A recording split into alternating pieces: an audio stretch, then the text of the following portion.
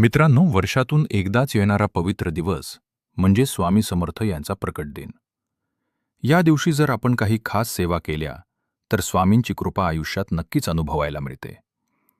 पण अनेकांना प्रश्न पडतो, स्वामी प्रकट दिनाला नेमकी कोणती सेवा करावी आणि ती कशी करावी?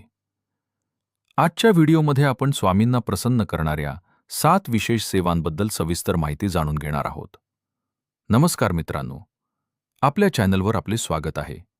इथे आपण भक्ती, अध्यात्म आणि देवदेवतांच्या कथा जाणून घेतो. जर तुम्ही स्वामी समर्थचे भक्त असाल तर हा व्हिडिओ शेवटपर्यंत जरूर पहा. स्वामी समर्थ हे दत्तावतार मानले जातात.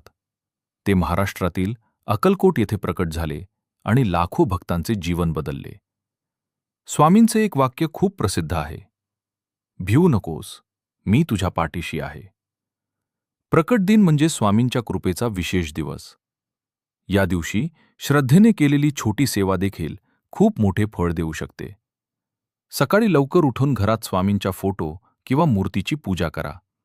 त्यानंतर दूध, पाणी किंवा पंचामृताने अभिषेक करा. अभिषेक करताना हा मंत्र म्हणू शकता, ओम श्री स्वामी समर्थाय नमः. स्वामींना सर्वात प्रिय सेवा म्हणजे नामस्मरण. किमान 108 वेळा हा जप करा. श्री स्वामी समर्थ. जर शक्य असेल तर पूर्ण दिवस मनात स्वामींचा जप चालू ठेवा. प्रकट दिनाला स्वामींच्या लीलांचे वाचन करणे खूप शुभ मानले जाते. त्यासाठी तुम्ही श्री स्वामी समर्थ चरित्र सरामृत यातील एक अध्याय वाचू शकता. यामुळे घरात सकारात्मक ऊर्जा निर्माण होते. स्वामी समर्थांनी नेहमीच दानधर्माला महत्त्व दिले.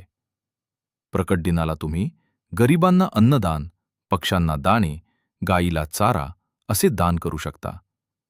संध्याकाळी दिवा लावून स्वामींची आरती करा. जय देव जय देव, जय श्री स्वामी समर्थ. आरती करताना पूर्ण भक्तिभाव ठेवा. स्वामी समर्थ अनेकदा वटवृक्ष स्वामी समर्थ टेम्पल येथे वटवृक्षाखाली बसत असत. म्हणून प्रकट दिनाला वडाच्या झाडाला पाणी घालणे किंवा प्रदक्षिणा करणे खूप शुभ मानले जाते.